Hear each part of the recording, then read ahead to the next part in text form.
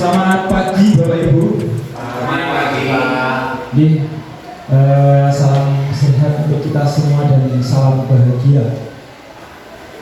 Yang pertama saya mengucapkan banyak terima kasih untuk Bapak Ibu semua yang pada hari ini sudah meluangkan waktu di sela-sela pekerjaannya. Pada hari ini izinkan saya ini menindaklanjuti kegiatan saya, yaitu PKG PCOK di tahun 2024 ini. Di tugas akhir ini kami mendapatkan tugas, yaitu melaksanakan rencana tindak lanjut. Dalam kegiatan ini tema yang saya ambil yaitu isu-isu sosial dalam PCOK, dengan permasalahan kurangnya minat peserta didik pada buah dan sayur. Judul program yang saya munculkan yaitu Makyur, makan buah dan sayur.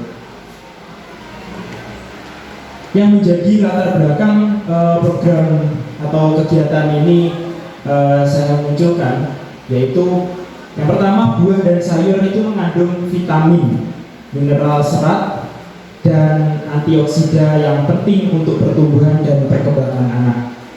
Yang kedua, pada saat ini khususnya peserta didik ya di SD Katolik Santa Maria Tulungagung, ini kurang menyukai buah dan sayur. Terbukti pada bekal makanan yang dibawa itu kami kemarin cek, ya memang kebanyakan anak itu membawa bekalnya tidak ada sayurnya, jadi keringan. Seperti ada yang di foto itu yang hanya mie, kadang nasi dan sosis seperti itu.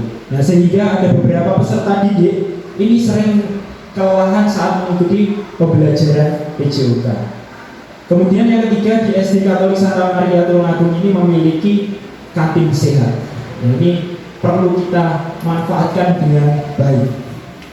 Selanjutnya tujuan program yaitu mengembangkan kebiasaan makan yang baik dan sehat di antara peserta didik yang dapat mereka bawa hingga dewasa, seperti memilih buah dan sayur daripada makan olahan atau junk food.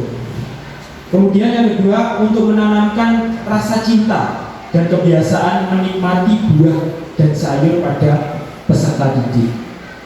Ini tujuan program dari kami. Kemudian capaian, langkah-langkah dan hasil yang diharapkan untuk setiap tujuan. Itu yang pertama, capaian yang diharapkan dari program ini adalah peserta didik dapat terbiasa makan makanan yang baik dan sehat.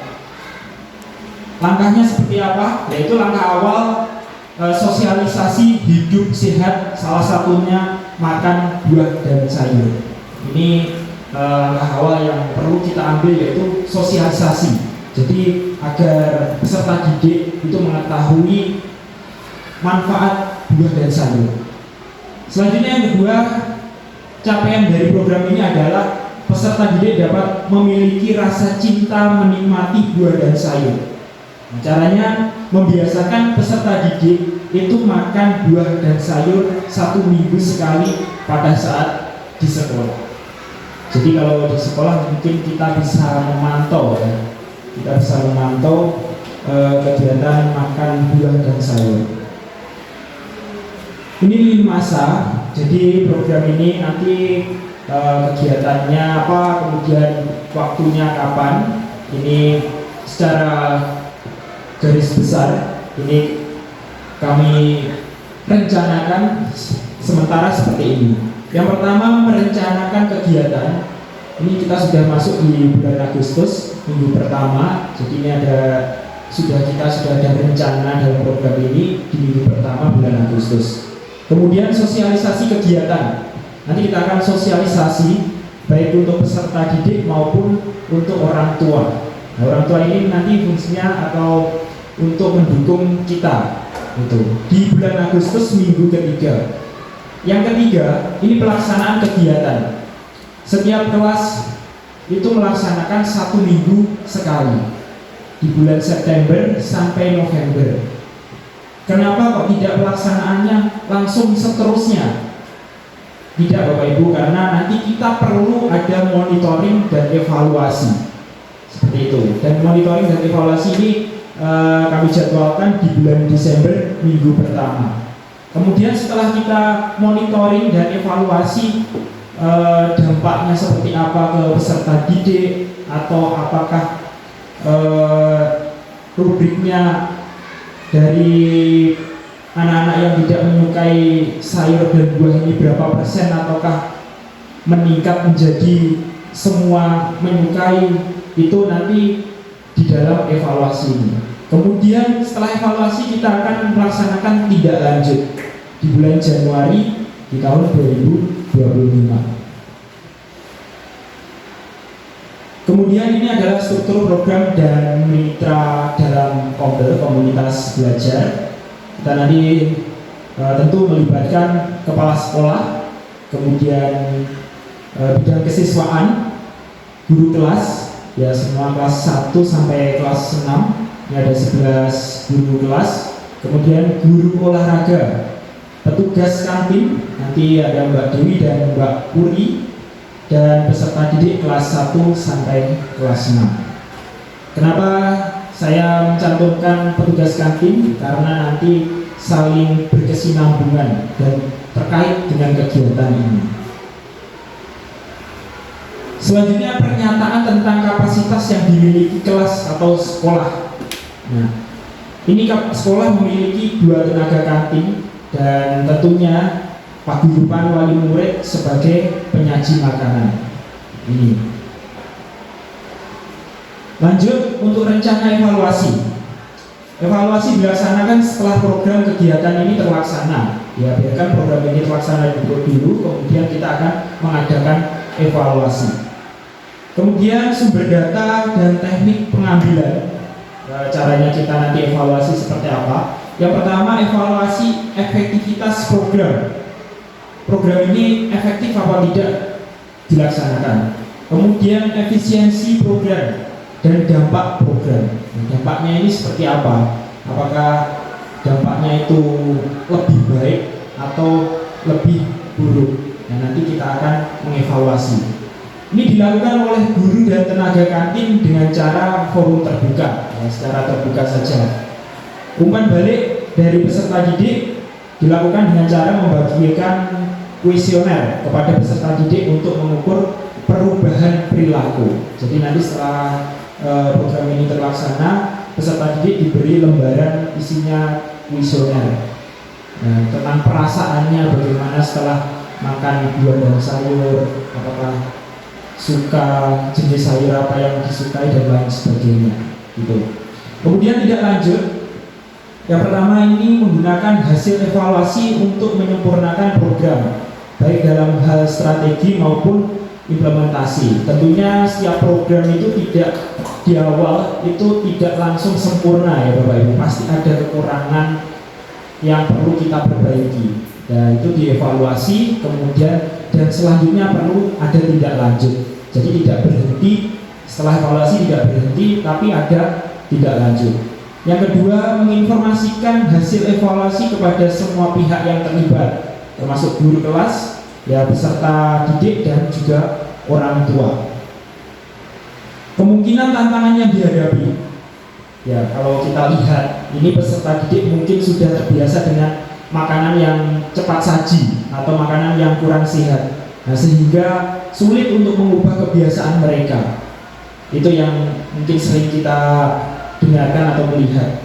Kemudian yang kedua, beberapa peserta didik mungkin tidak menyukai rasa atau tekstur buah dan sayur tertentu yang bisa menghambat mereka untuk mengonsumsi lebih banyak. Solusi atas tantangan tersebut, yang pertama memperkenalkan buah dan sayur secara bertahap, ya, dimulai dengan yang paling disukai peserta didik sebelum memperkenalkan variasi lainnya.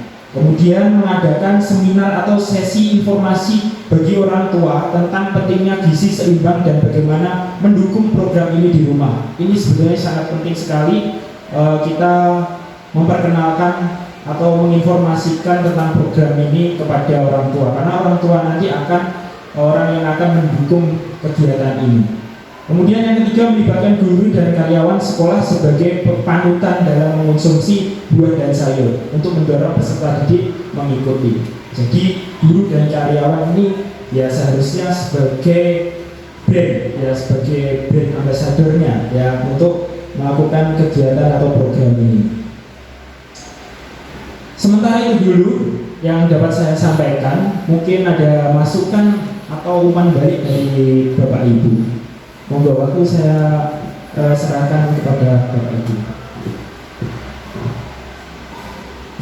Monggo, Bu Prima. Kalau menurut saya program ini sangat bagus untuk dilakukan di sekolah kita, karena melihat kondisi anak-anak yang saat ini banyak yang memakai bekal atau membawa bekal instan dari makanan cepat saji. Nah, mungkin nanti dari tim bisa segera membentuk tim pelaksana untuk kegiatan ini, sehingga program ini nanti dapat berjalan dengan baik dan lancar sesuai dengan yang sudah direncanakan. Mungkin dari saya seperti itu, Pak. Terima kasih. Terima kasih Bu Prima. Jadi masukan dari Bu Prima tadi yaitu kita segera membentuk tim yang untuk program kegiatan ini, dan program yang sudah kita rencanakan ini nanti dapat terlaksana juga seperti itu. Terima kasih Bu Prima. Mungkin ada yang lain dari Bapak Ibu yang lain? Saya ada. Monggo Pak Pur.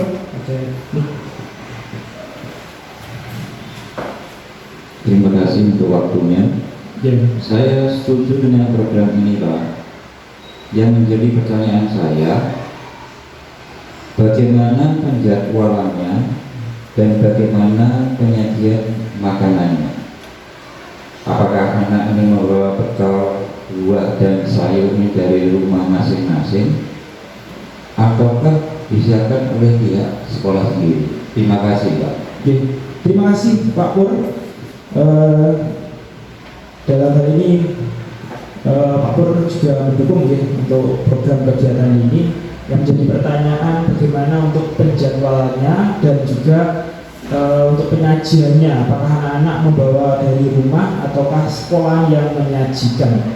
Untuk penjadwalannya ini nanti bagaimana kalau kita lakukan setiap kelas itu 1 minggu sekali, jadi terjadwal. Jadi nanti di langkah awal itu nanti kita lakukan 1 minggu sekali dulu, jadi bertahap, tidak langsung sering ya, karena memang kita ketahui beberapa anak itu memang benar-benar tidak suka dengan sayur itu. Kemudian untuk penyajinya, apakah anak membawa bekal sendiri dari rumah ataukah sekolah yang menyajikan? Kalau seandainya sekolah yang menyajikan itu bagaimana? Mungkin saya perlu ada informasi dari petugas kantin, Bu Dewi, bisa sedikit menjelaskan kerepotan atau tidak. Dan saya tadi juga sudah melibatkan paguyuban, orang tua paguyuban itu. Monggo Bu Dewi. Terima kasih.